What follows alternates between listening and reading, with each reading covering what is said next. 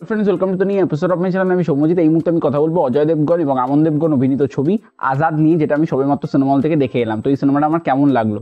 এই সিনেমাটা আমাকে এক কথায় বলতে গেলে আমার কিন্তু দারুণ লেগেছে। কারণ এই সিনেমাটার মধ্যে শুধু একটা পয়েন্টই ঘোড়া। আমি সেইটার জন্যই সিনেমাটা দেখতে গেছিলাম। আমি না আপনাদেরকেও শিখিয়ে দিচ্ছি, আপনারা তখনই সিনেমাটা ভালো লাগবে যখন আপনি শুধু ঘোড়াটার জন্য দেখতে পাবেন। আমি প্রথম থেকে যখন থেকে আমি ফার্স্ট ডে অফ আমি ট্রেলার দেখেছি, সেদিন থেকেই আমি জানতাম সেখানে শুধুমাত্র এই ঘোড়াটা কাজ করবে, আর আমি ঘোড়াটার জন্যই দেখতে গেছিলাম। আর তার পারফরমেন্সের যে ব্যাপক লেগেছে। সিনেমার গল্প আমি একটুখানি করে বলছি। এখানে অজয় দেবগনের ক্যারেক্টার, তার কাছে একটা বড় তেজি ঘোড়া আছে এবং তার সঙ্গে আমান দেবগনের দেখা হচ্ছে। এবং আমান দেবগনকে দেখা হওয়ার পর অজয় দেবগনের ক্যারেক্টারের সঙ্গে আমান দেবগন কী করবে, বা সেই তেজি ঘোড়াটা নিয়ে আমান দেবগন কীভাবে যুদ্ধ করে তার লোকেদেরকে আজাদ করবে বা আজাদি করবে। এর থেকে বেশি জানতে হলে আপনাদের নিকটবর্তী সিনেমা হলে গিয়ে আজাদ সিনেমাটা দেখে ফেলতে হবে। সিনেমার পজিটিভ দিক, নেগেটিভ দিক, আমার জন্য এই ছবির জন্য খুব 50% পজিটিভ দিক এবং 50% নেগেটিভ দিক। এখানে প্রথম পজিটিভ দিক, এখানে ঘোড়া, তাকে এখানে যেভাবে ইউজ করা হয়েছে ছবিতে সেটা সত্যিই ভালো। এবং তার যে এখানে সিন যেভাবে দিয়েছে, তাকে একেবারে যেভাবে প্রেজেন্ট করা হয়েছে, সেটা কিন্তু সত্যিই ভালো লাগে দেখতে। এবং সেকেন্ড, ছবিতে অজয় দেবগন, তার সিন যতটুকু ছিল, আমরা ভেবেছিলাম সে হয়তো ঝুলঝাল করবে স্ক্রিপ্টটা, তার সিন যতটুকু ছিল সেখানে কিন্তু সে ভালো কাজ করেছে। এবং মানে পার্টিকুলারলি অজয় দেবগনের সাথে সেই ঘোড়াটার যে ফ্রেন্ডশিপ এবং আমান দেবগনের সাথে সেই ঘোড়াটার যে ফ্রেন্ডশিপ, সেটা দেখতে সিনেমার মধ্যে খুবই সুন্দর লাগে। একজন এক একজনের জন্য কি করতে পারে সেটা খুবই সুন্দর লাগে।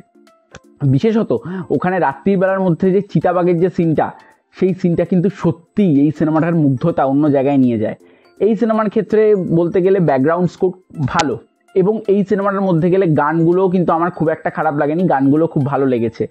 এবং এই সিনেমাটাকে কিন্তু মুখ্য প্রায়োরিটি শুধুমাত্র ঘোড়াকেই দেওয়া হয়েছে। একটা ঘোড়া তারই একটা মুখ্য প্রায়োরিটি।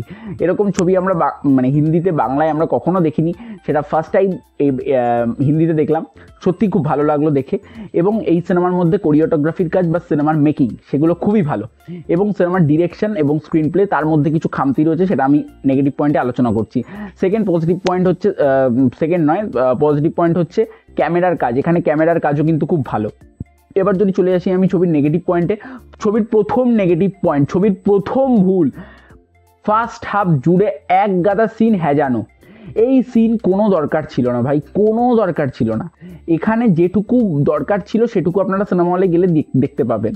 এবং সিনেমাটার লাস্ট কিছু মিনিটস না জাস্ট টার্ন করিয়ে দেবে, এত সুন্দর হয়েছে। কিন্তু সেখানেও একটা খামতি আছে। সেখানে যে ব্যাকগ্রাউন্ড স্কোর, সেই ব্যাকগ্রাউন্ড স্কোরটা খুব ঢিলা ঢিলা হয়, যার ফলে সেই এক্সাইটমেন্টটা পুরোটা পেলেও আপনি পুরোটা আবার পাচ্ছেন না। তো এই জায়গাটা ভুল আছে।